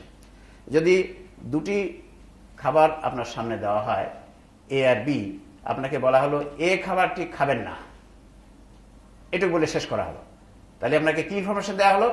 Directly বলা হলো এ খাবারটি খাওয়া নিষেধ, আর ইনডাইরেক্টলি বলা হলো বি খাবারটি আপনি খেতে পারেন, তাই নাকি? তাই তাহলে এখানে আল্লাহ দুই ধরনের আয়াত বলছে। কোরআন হচ্ছে মুহকামাত আয়াত আছে আর মুতাশাবিহাত আয়াত আছে। আল্লাহ বলল মুতাশাবিহাত তোমাদের বিবেকের বাইরে, ডাইরেক্টলি বলে দিলেন, দিয়ে স্টপ করেছেন, আর কিছু বলেন নাই। বাকিটুকু বলছে তোমরা তো মানুষ, তোমরা একটু বিবেক খাটিয়ে বের করে নাও, তাহলে মুহকামাত সম্বন্ধে কি কথা হবে এখানে। তোমাদের তো আকল দিয়েছি, আকলের সিদ্ধান্ত হবে কি যে মুহকামাত, সকল মুহকামাত বিষয়ে মানুষের বিবেক সিদ্ধ হতে পারে। কিছু কিছু আয়াতের অর্থ আমরা এখন বুঝতে পারছি না, মানুষের বর্তমান নলেজে বুঝতে পারা যাচ্ছে না, কিন্তু 10 বছর পরে 100 বছর পরে বোঝা যাবে। এখন আমরা অনেক আয়াতের অর্থ দেখছি যে আগে বুঝতে পারা যায়নি, এখন বুঝতে পারা যাচ্ছে। যেমন আমি একটি আয়াত যদি বলি, ফামান ইয়ামাল মিসকালা যারাতিন খাইরান ইয়ারা ওয়া মান ইয়ামাল মিসকালা যারাতিন শাররান ইয়ারা। আল্লাহ বলছেন বিন্দু পরিমাণ সৎ কাজ যে করছে পরকালে সে তা দেখতে পাবে বা তাকে তা দেখানো হবে, আর বিন্দু পরিমাণ অসৎ কাজ যে করছে, গুনাহ যে করছে, পরকালে সে তা দেখতে পাবে বা দেখানো হবে। আগের তাফসীরকারকরা এই আয়াতের সঠিক অর্থ বুঝতে পারেন নাই। এটা তাদের দোষ নয়, এটা সভ্যতার দোষ। কারণ একটা কাজ যে দেখানো, রেকর্ড করে আবার রিপ্লে করে দেখানো যায়, এইটা আগের ভিডিও ক্যামেরা আবিষ্কার হওয়ার আগে এই জ্ঞান মানুষের ছিল না, সভ্যতার এই জ্ঞান ছিল না। কাজেই তারা এই আয়াতের ব্যাখ্যা এরকম করেছেন, এই যে দেখতে পাবে, এই কথাটার মানে হচ্ছে বেহেশত দেখতে পাবে, দোজখ দেখতে পাবে। যারা সৎ কাজ করেছে তারা বেহেশত দেখতে পাবে, যারা গুনাহ করেছে তারা দোজখ দেখতে পাবে। এই দেখতে পাওয়ার অর্থ হচ্ছে এই। কিন্তু এখন আমরা বুঝতে পারছি no, that explanation was not correct. এখানে আল্লাহ বলেছেন তোমাদের 24 ঘন্টার কর্মকাণ্ড, বিন্দু পরিমাণ যা কিছু তোমরা করছো, সৎ এবং অসৎ, ন্যায় এবং অন্যায়, গুনাহ এবং সওয়াব, আমি সব কিছু আমার ফেরেশতারা ভিডিও রেকর্ড করছে। আমাদের বর্তমান মানে ভিডিও রেকর্ড করতে বুঝতে পারছে, কিন্তু পরবর্তীতে তো আরো কিছু আসবে, আরো হাই অ্যাকুরেসি কোনো রেকর্ডিং ব্যবস্থা হতে আসবে। বলছে আমি সব রেকর্ড করে রাখছি, পরকালে এটা দেখিয়ে বিচার করা হবে। যদি কেউ দেখতে চাও, এটা কগনিশনে এনে বিচার করা হবে। নাও আমরা যদি দেখি যে উৎসের ধরন হিসাবে কোরআন হাদিস ও বিবেক বুদ্ধির অবস্থান, এই তিনটি যদি আমরা খেয়াল করি যে কোরআন ও ইসলামী জ্ঞানের উৎস, সুন্নাহ বা হাদিস ও ইসলামী জ্ঞানের উৎস, বিবেক বুদ্ধি ও ইসলামী জ্ঞানের উৎস, কিন্তু এই তিনটির মধ্যে পার্থক্য কি আছে এটা আমাদের একটু বোঝানো দরকার যদি আমরা বিবেক বুদ্ধিকে যথাযথভাবে ইউজ করতে চাই। আল্লাহর তৈরি প্রাকৃতিক আইন অনুযায়ী কোনো কিছু জ্ঞান অর্জনের উৎস দু ধরনের। একটা হচ্ছে সাময়িক উৎস অর্থাৎ টেম্পোরারি অর স্ক্রিনিং উৎস, এবং সেকেন্ড হচ্ছে চূড়ান্ত তথা ফাইনাল অর কনফার্মেটরি উৎস।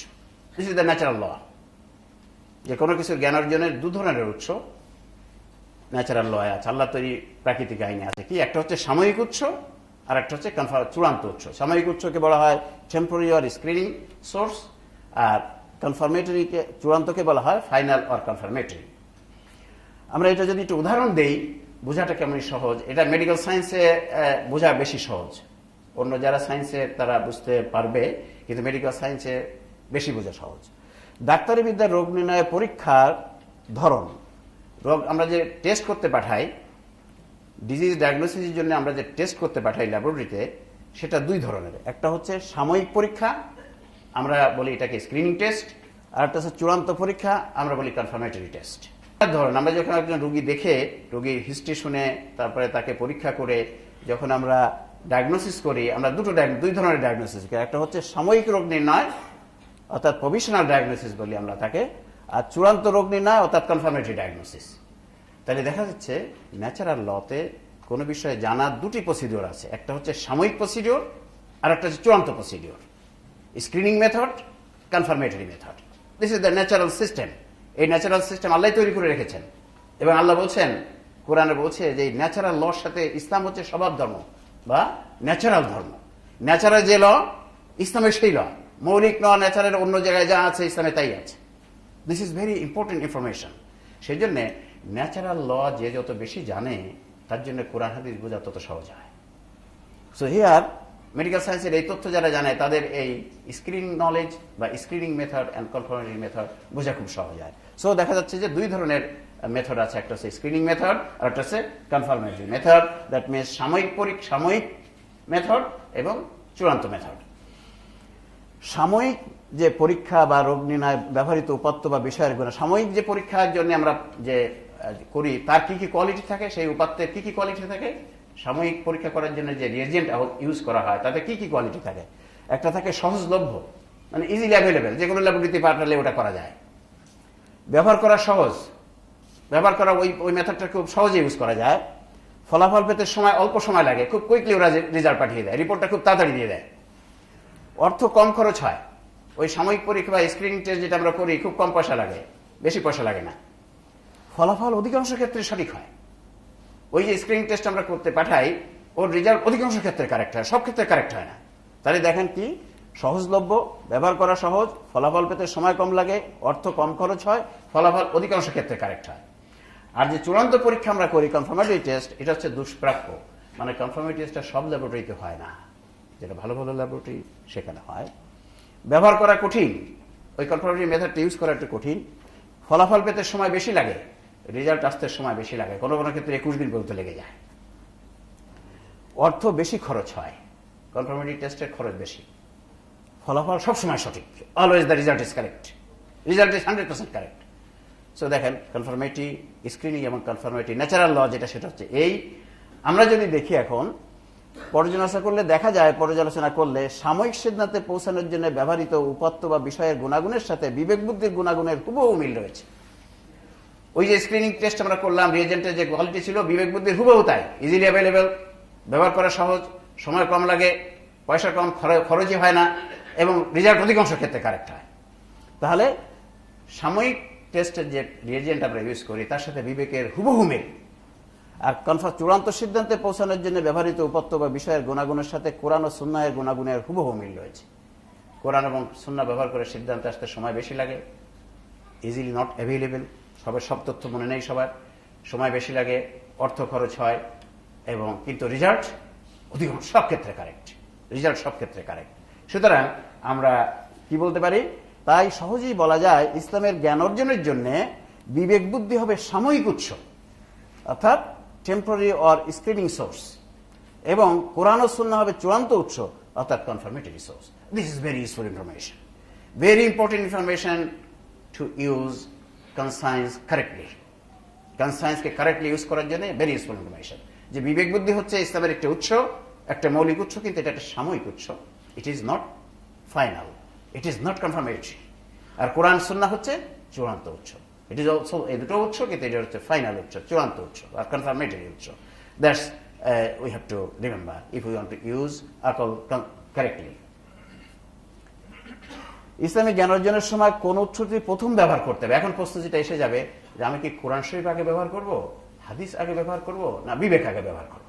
This is also we have to know.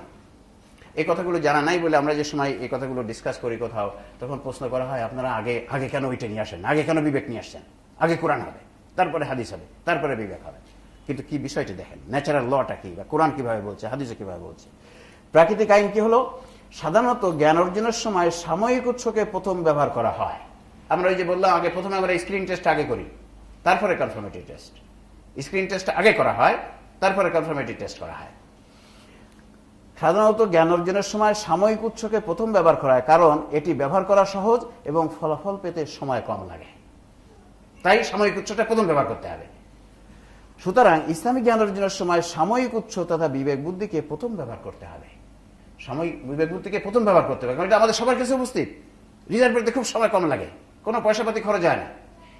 কাজেই কোন একটা জিনিস আমরা সামনে আসলে প্রথমেই আমরা বিবেক একটা সিদ্ধান্ত পৌঁছাবো, বাট দ্যাট সিদ্ধান্ত, that decision will be temporary, it is not the permanent one, it is not the conclusive one. তাহলে প্রথমেই আমরা কি করব, বিবেক খাটাবো, খাটে একটা সাময়িক সিদ্ধান্ত আসবো, তারপরে এটা কোরআন হাদিসে যাচাই করে কনফার্ম করব অথবা রিজেক্ট করব। That should be the way of using আকল, কোনটা আগে ইউজ করতে হবে, কোনটা পরে ইউজ করতে হবে। বিবেক বুদ্ধির রায় রহিত হওয়ার নীতিমালা, এটা আমাদেরকে জেনে নিতে হবে যে বিবেক বুদ্ধির রায় রহিত করা যাবে কিনা, বা রহিত হলে তার নীতিমালা কি। আমরা জানছি যে বিবেক বুদ্ধির রায় সব ক্ষেত্রে সঠিক হয় না, সেই জন্য বিবেক বুদ্ধির রায় রহিত হওয়ার একটা সিস্টেম আল্লাহ করে দিয়েছেন, রেখে দিয়েছেন, আমাদের কাছে আছে, we have use in that way. কোরআন ও সুন্নাহের রায় নির্ভুল, কিন্তু বিবেক বুদ্ধির রায় ভুল হতে পারে, তাই কোরআন ও সুন্নাহ বিবেক বুদ্ধির রায়কে রহিত করতে পারবে। কনফার্মেটরি সোর্স যেটা, সেটা টেম্পোরারি সোর্সের রায়কে রহিত করতে পারে। যেমন আমরা বললাম, আমরা যে স্ক্রিনিং টেস্ট করি, যদি কনফার্মেটরি টেস্ট স্ক্রিনিং টেস্টের উল্টা হয়, তাহলে আমরা স্ক্রিনিং টেস্টের রেজাল্টটাকে বাদ দিয়ে দেই, বাদ দিয়ে আমরা কনফার্মেটরি টেস্টটাকে গ্রহণ করি, কনফার্মেটরি টেস্ট অনুযায়ী আমরা চিকিৎসা, ওই রেজাল্ট অনুযায়ী চিকিৎসা চালিয়ে যাই। সো এখানেও যেহেতু বিবেক বুদ্ধি স্ক্রিনিং মেথড আর কোরআন সুন্নাহ কনফার্মেটরি মেথড, তাই কোরআন সুন্নাহর রায় নির্ভুল, কিন্তু বিবেক বুদ্ধির রায় ভুল হতে পারে, তাই কোরআন সুন্নাহ বিবেক বুদ্ধির রায়কে রহিত করতে পারবে। কিন্তু যেহেতু কোরআন সুন্নাহ বিবেক বুদ্ধিকে ভীষণ গুরুত্ব দিয়েছে, তাই বিবেক বুদ্ধির রায়কে রহিত করতে কোরআনের একটি স্পষ্ট বা প্রত্যক্ষ বক্তব্য এবং একটি শক্তিশালী হাদিস লাগা যুক্তিসঙ্গত। দ্যাটস ইনফরমেশন ইজ ইম্পর্টেন্ট, যে কোরআন এবং সুন্নাহ বিবেককে রহিত করতে পারবে, কিন্তু কোরআন বলছে বিবেক অত্যন্ত গুরুত্বপূর্ণ, হাদিসও বলছে বিবেক অত্যন্ত গুরুত্বপূর্ণ। কাজেই বিবেক দিয়ে, বিবেকের রায়কে যদি কোরআন দিয়ে রহিত করতে হয়, যে কোরআন বলছে বিবেক গুরুত্বপূর্ণ, সেই কোরআন দিয়ে বিবেককে যদি রহিত করতে হয়, তাহলে বিবেকের একটা কোরআনের একটা স্পষ্ট বক্তব্য থাকা লাগবে। অথবা হাদিস যদি লাগে, তাহলে একটি শক্তিশালী হাদিস লাগবে। যদি হাদিস দিয়ে ক্যান্সেল করতে চাই তাহলে একটা শক্তিশালী হাদিস লাগবে, কারণ হাদিস বিবেককে অত্যন্ত গুরুত্ব দিয়েছে। একটি হাদিস বলছে মানুষের বিবেকের রায় যে ইসলামের রায় তাই, এই হাদিসটাকে ক্যান্সেল হয়ে যাবে। কাজেই বিবেকের রায়কে যদি হাদিস দিয়ে ক্যান্সেল করতে হয় তাহলে একটা শক্তিশালী হাদিস লাগবে। আর বিবেকের রায় যদি কোরআন দিয়ে ক্যান্সেল করতে হয়, যেহেতু কোরআন বিবেকে অত্যন্ত গুরুত্ব দিয়েছে, সেজন্য কোরআনের একটি স্পষ্ট বক্তব্য লাগবে। অর্থাৎ আমার বিবেক যা বলছে, আমি যদি কোরআন যাচাই করতে যেয়ে দেখি ওর স্পষ্ট একটা উল্টা কথা বিবেকে আছে, কোরআন শরীফে আছে, তখন আমি আমার বিবেকের রায়কে ক্যান্সেল করে দিয়ে আমি কোরআন ধরবো, কোরআনের রায়কে সঠিক বলে গ্রহণ করবো। আর যদি দেখি আমার বিবেকে যেটা বলছে একটা অত্যন্ত শক্তিশালী হাদিস তার বিপরীত কথা বলছে, আমি আমার বিবেককে ছুড়ে ফেলে দিয়ে ওই শক্তিশালী হাদিসকে ধরবো যে that is correct. So that should be the policy of rejecting information of conscience or decision of conscience. বিবেকের রায়কে যদি রহিত করতে চাই আমরা কোরআন এবং সুন্নাহ দিয়ে, কোরআন এবং হাদিস দিয়ে, তাহলে যদি সেটা মুকামাত বিষয় হয়, ইন্দ্রিয়গ্রাহ্য বিষয় হয়, কোরআনের একটা শক্তিশালী, একটা স্পষ্ট অথবা ডাইরেক্ট বক্তব্য লাগবে। আর হাদিস হলে সেটা হাদিস একটা শক্তিশালী হাদিস হওয়া লাগবে। আর যদি এটা মুতাশাবিহাত হয়, আল্লাহ বলছে মুতাশাহাতের ব্যাপারে তোমার বিবেক বুদ্ধির কোনো দাম নাই, ওখানে আল্লাহ যা বলছে তাই চোখ বন্ধ করে মানতে হয়, কারণ ওখানে আমাদের বিবেক যাবে না। আল্লাহ বলছে সিদরাতুল মুনতাহা আছে মহাকাশে এক জায়গায়, ইয়েস আছে, ওখানে কোথায় কি এসব আমরা বুঝতে যাব না, ইয়েস ওটা আছে।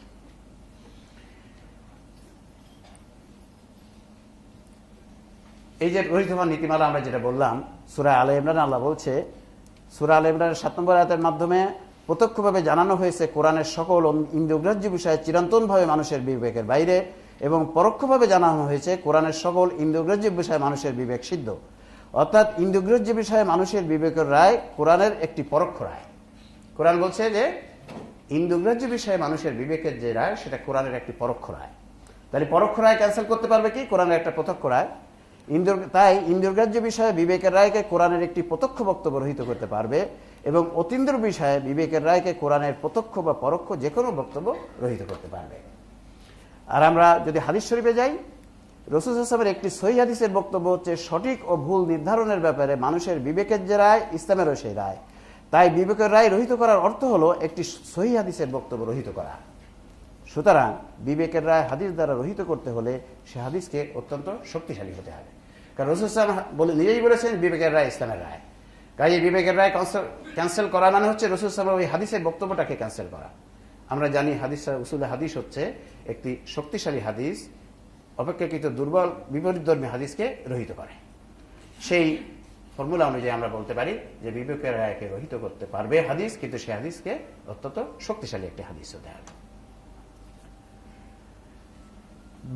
বিবেক বুদ্ধি ব্যবহার করে কোরআন হাদিস বুঝার ব্যাপারে পূর্ববর্তী ও পরবর্তীদের অবস্থান, এই জিনিসটা আমাদের একটু বুঝে নেওয়া দরকার। যে বিবেক বুদ্ধি এখন আমরা ব্যবহার করছি, আমাদের থেকে 500 বছর আগে যারা চলে গেছেন অন্য ব্যবহার করেছে, আমাদের থেকে 500 বছর পরে যারা আসবে তারাও ব্যবহার করবে, বিবেক বুদ্ধি সবসময় আছে। তাহলে এই যে আগে যারা চলে গেছেন, বর্তমানে যারা আছে, ভবিষ্যতে যারা আসবে, এদের অবস্থান কি হবে বিবেক বুদ্ধির ব্যাপারে, কাদেরটা মোর অ্যাকসেপ্টেবল হবে, সেটা আমাদের ভালো করে বুঝে নেওয়া দরকার, কারণ এখানেও বেশ বিভ্রান্তি আছে। সাধারণ জ্ঞান কি? পূর্ববর্তীদের তুলনায় পরবর্তীরা কোরআন হাদিসের বক্তব্য বেশি বুঝতে পারবে, কারণ যত দিন যাবে তত মানব সভ্যতার জ্ঞান উন্নত হবে এবং হাদিস প্রাপ্তির সুযোগ বৃদ্ধি পাবে। দেখুন, কোরআন তো কিয়ামত পর্যন্ত, কোরআন সুন্নাহ কিয়ামত পর্যন্ত। কাজেই মানব সভ্যতার জ্ঞান যত বাড়বে তত কোরআন বেশি বোঝা যাবে কি যাবে না? কোরআন তত বেশি বোঝা যাবে। যত মানব সভ্যতার জ্ঞান বাড়বে তত কোরআন বেশি বোঝা যাবে। এবং হাদিসও প্রথম দেখেন যখন হাদিস সংকলিত হয়নি, তখন একজন সাহাবী একজন মানুষকে, তাবিকে হাদিস খুঁজতে কোথায় কত কত মাইল যেতে হয়েছে না? আর এখন আমরা সংকলিত হাদিস আছে, বুখারী শরীফ পড়ছি, অনেক হাদিস পেয়ে যাচ্ছি একসাথে, অনেক হাদিস। এখন কম্পিউটার ডিস্কে হাদিস এসে গেছে, আপনি খালি একটা শব্দ একটা অক্ষর দিলে ওই অক্ষর যত হাদিস আছে চলে আসছে। সো আমাদের জন্য এখন হাদিস খুঁজে পাওয়া, হাদিস ইউজ করা সহজ।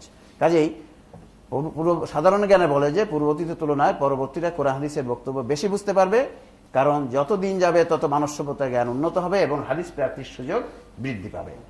কোরআন কি বলছে? কোরআন বলছে সূরা জুমারের 9 নম্বর আয়াতে, কুল হাল ইয়াস্তাবিল্লাযিনা ইয়ালামুনা ওয়াল্লাযিনা লা ইয়ালামুন, বলো যারা জ্ঞানী আর যারা জ্ঞানী নয় তারা কি কখনো সমান হতে পারে? তারা সমান হতে পারে না, কোনো দিক দিয়ে সমান হতে পারে না। তাহলে এই আয়াতের একটি ব্যাখ্যা কি হবে? যে সভ্যতার জ্ঞান যত বেশি, সে সভ্যতা তত বেশি কোরআন ও সুন্নাহ বুঝতে পারবে। বলা যায় কেন? এই আয়াতের ব্যাখ্যাটা বোঝা যায় না? যে জ্ঞানী এবং যারা জ্ঞানী নয়, জ্ঞানী এবং মূর্খ বা বেশি জ্ঞানী এবং কম জ্ঞানী কখনো কোনো দিক দিয়ে সমান হতে পারে না। কোরআন বোঝার ব্যাপারেও সমান হতে পারে না। সভ্যতার জ্ঞান যত বাড়বে তত কোরআন সুন্নাহ আরো ভালো বোঝা যাবে। যেমন আমরা এর আগে কয়েকটি কোরআন শরীফের আয়াত বললাম, আগের বোঝা যায়নি, এখন বোঝা যাচ্ছে। তাই আগের আমলের তুলনায় যারা আমাদের আগে গত হয়ে গেছেন তাদের কম্প্যারিজনে এখনকার যারা জ্ঞানী তারা আরো বেশি কোরআনের ব্যাখ্যা করতে পারবে। এবং আমরা যেটা এই জামানায় যারা করতে পারছে, এখান থেকে 500 বছর পরে যারা আসবে তারা আরো বেটার হইতে করতে পারবে, তারা আরো বেটার হইতে করতে পারবে। কোরআন এটা বলে দিচ্ছে। এরপর যদি আমরা রাসূল সাল্লাল্লাহু আলাইহি ওয়াসাল্লামের হাদিস দেখি, সেখানে কি বলছে? বাইহাকি, ইবনে হাব্বান, তারগিব ও তাহরীর, কি বলা হচ্ছে? যায়েদ ইবনে সাবিত রাদিয়াল্লাহু বর্ণিত, রাসূল সাল্লাল্লাহু আলাইহি ওয়াসাল্লাম বলেছেন, ওই ব্যক্তিকে আল্লাহ সদা প্রফুল্ল ও সুখী রাখুন যে আমার বাণী শ্রবণ করার পর অন্যের নিকট পৌঁছে দিয়েছে। জ্ঞানের অনেক বাহক নিজের চেয়ে অধিক জ্ঞানীর নিকট জ্ঞান পৌঁছে দেয়। জ্ঞানের অনেক বাহক নিজের জ্ঞানী নয়। কি সুন্দর কথা না? জ্ঞানের অনেক বাহক নিজে জ্ঞানী নয়, জ্ঞানের অনেক বাহক নিজের থেকে অধিক জ্ঞানীর কাছে জ্ঞান পৌঁছে দেয়। That means that person who is coming later, he will able to explain it in a more better way, in a more better way. অর্থাৎ যাদের জ্ঞান যত বেশি, যার জ্ঞান যত বেশি, যে সভ্যতার জ্ঞান যত বেশি, সেই সভ্যতার তত বেশি কোরআন হাদিস, তত ভালো করে কোরআন হাদিস ব্যাখ্যা করতে পারবে। আবার অন্য হাদিসে কি বলছে? আবু বকর রাদিয়াল্লাহু আনহু বলেন, রাসূল সাল্লাল্লাহু আলাইহি ওয়াসাল্লাম কুরবানির দিন আমাদের উদ্দেশ্যে দেয়া এক ভাষণে বললেন, আমরা এই বিদায় হজের যে ভাষণ কুরবানির দিন, রাসূল বললেন, আমার এই বক্তব্য তোমরা যারা উপস্থিত আছো তারা অনুপস্থিতদের কাছে পৌঁছে দাও। বলেছিলেন না এটা? আমরা এটা সবাই জানি তো। এরপরে কারণ কেন না বলে কিছু কথা আছে। এই কথা কিন্তু আমি আগে যতদিন নিজে হাদিস পড়ি নাই ততদিন জানতে পারি নাই। আপনারাও হয়তো সবাই জানেন কিনা আমি জানি না। রাসূল বলছেন কি কেন না, কেন পৌঁছে দিতে হবে? তোমরা যারা উপস্থিত আছো, যারা উপস্থিত নাই তাদের কাছে পৌঁছে দেবে। কেন পৌঁছে দিতে হবে তার কারণটা ব্যাখ্যা করেছেন। Why it is, why you have to propagate it to others. কেননা পরে পৌঁছানো ব্যক্তিদের মধ্যে অনেকে আসল শ্রোতা অপেক্ষা অধিক উপলব্ধিকারী ও রক্ষাকারী হতে পারে। সুতরাং এই যে ইসলামী দাওয়াতি কাজ পৌঁছানো, আর যে বাল্যগী আনিওয়ালা আয়া, যদি একটা কথাও জানলে পরকে পৌঁছাও, এর একটা কারণ হচ্ছে এই যে তুমি যেটা ব্যাখ্যা করতে পারছো পরে আসলে ওরা আরো ভালো করে ব্যাখ্যা করতে পারবে, আরো ভালো বুঝতে পারবে, আরো সুন্দর করে উপস্থাপন করতে পারবে, আরো যুক্তিগ্রাহ্য করে উপস্থাপন করতে পারবে। এবং সেই উপস্থাপনা শুনলে মানুষের বিশ্বাস মজবুত হয়ে যাবে। তখন মুসলমানের ছেলে আর ওই দিকে চলে যাবে না, তখন আলেমের ঘরের ছেলে আর কমিউনিস্ট হবে না। আবার এখানে কি বলছেন? ইবনে মাসউদ রাদিয়াল্লাহু আনহু রাসূল সাল্লাল্লাহু আলাইহি ওয়াসাল্লামকে বলতে শুনেছি, ওই ব্যক্তিকে আল্লাহ সদা প্রফুল্ল ও সুখী রাখুন যে আমার বাণী শ্রবণ করার পর অবিকৃতভাবে তা অন্যের নিকট পৌঁছে দেয়। কেননা পরে পৌঁছানো ব্যক্তিদের মধ্যে অনেকে আসল শ্রোতা অপেক্ষা অধিক উপলব্ধিকারী ও রক্ষাকারী হতে পারে। একই হাদিস ইবনে মাসউদ রাদিয়াল্লাহু আনহু বর্ণনা করেছেন। এটাও তিরমিজি শরীফে আছে, আবু দাউদ শরীফে আছে, ইবনে হাব্বান ও তারগিব ও তাহরিবে আছে। বিবেক বুদ্ধি ব্যবহার করে কোরআন হাদিস বোঝার ভাবে পূর্ববর্তী পরবর্তী অবস্থানের এই দৃষ্টিকোণে আবার ইমামগণের বক্তব্য যদি আমরা দেখি, কি দেখতে পাই সেখানে? 4 ইমামের প্রত্যেকেই বলেছেন, আমার দেওয়ার সিদ্ধান্তের বিপরীতে যদি কোনো সহিহ হাদিস পাওয়া যায় তবে সে হাদিসের বক্তব্যই হবে আমার বক্তব্য। ঠিক কিনা? এটা সব ইমামগণ বলেছেন না? বলেছেন। এই বক্তব্য হতে বোঝা যায় ইমামগণ সকল হাদিস জানতেন না এবং সে বিষয়ে তারা সচেতন ছিলেন। ওই সময় তো হাদিস কম্পাইল হয়নি এইভাবে, কাজে ওনারা জানতেন যে আমরা সব হাদিস জানি না। এই জন্য ওরা কথা বলে গিয়েছেন যে আমরা যে সিদ্ধান্ত দিয়েছি এর বাইরে যদি কোনো সহিহ নির্ভুল হাদিস তোমরা পাও, নির্ভুল হাদিস যদি পাও তাহলে ওই হাদিসকে গ্রহণ করবে, আমার এই কথাকে ছুঁড়ে ফেলে দেবে। So they have made it clear. আমাদের ইমামগণ এটা ক্লিয়ার করে বলে গিয়েছেন যে তাদের কোথায় কি দুর্বলতা আছে। কিন্তু আমরা কিন্তু এই কথাগুলো খেয়াল রাখি নাই। আমরা ওই ওনারা যে সিদ্ধান্ত দিয়েছি মেনেই চলেছি সবগুলো টোটো। বরং তার যদি বিপরীত কোন সহিহ হাদিস বা কোন কোরআন শরীফের আয়াতের ব্যাখ্যা উপস্থাপন করা, না না ওই বলে গেছে উনি, ওইটাই ঠিক আছে, that we are doing and that is one of the cause of devastation of Muslim society, যে আমরা ছোট ওইগুলো মেনে চলেছি। অত ওনারা কিন্তু ক্লিয়ার করে গেছে, ওনারা কিন্তু কথাগুলো বলে গেছে।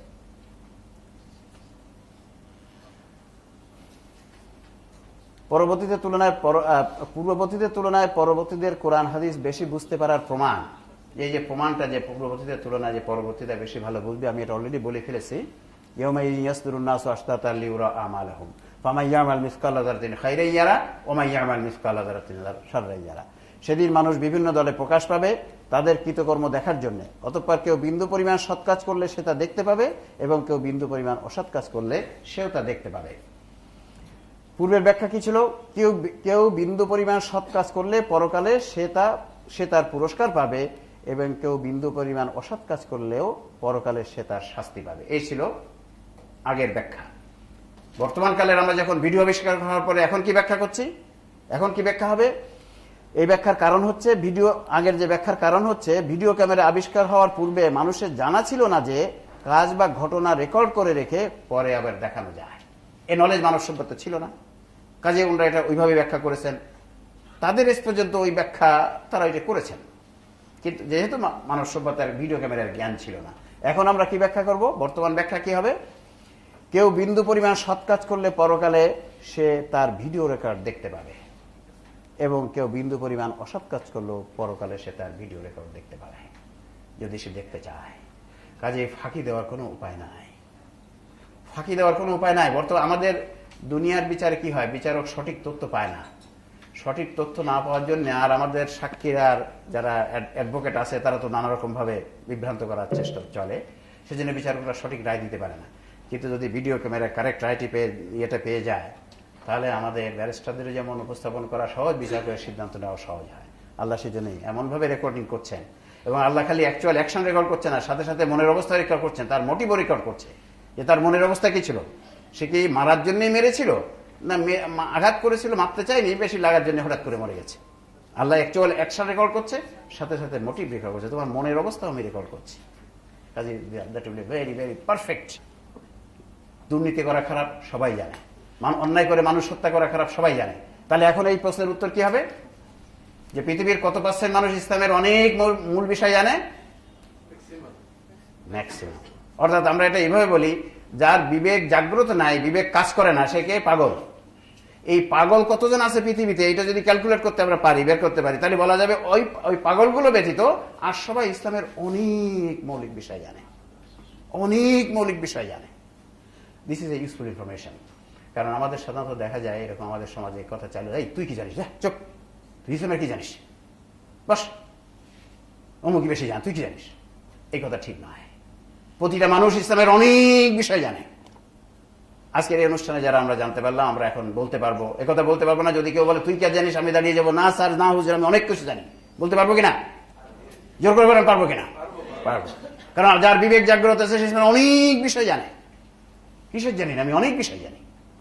কাজে এই প্রশ্নের সঠিক অ্যান্সার হবে, পৃথিবীর যাদের বিবেক জাগ্রত নাই, অর্থাৎ যারা পাগল যে কয়জন ব্যক্তি আছে, এরা ছাড়া আর সবাই ইসলামের অনেক বিষয় জানে, অনেক বিষয় জানে।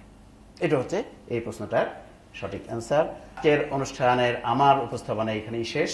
ওয়া আখিরু দাওয়ানা আলহামদুলিল্লাহি রাব্বিল আলামিন।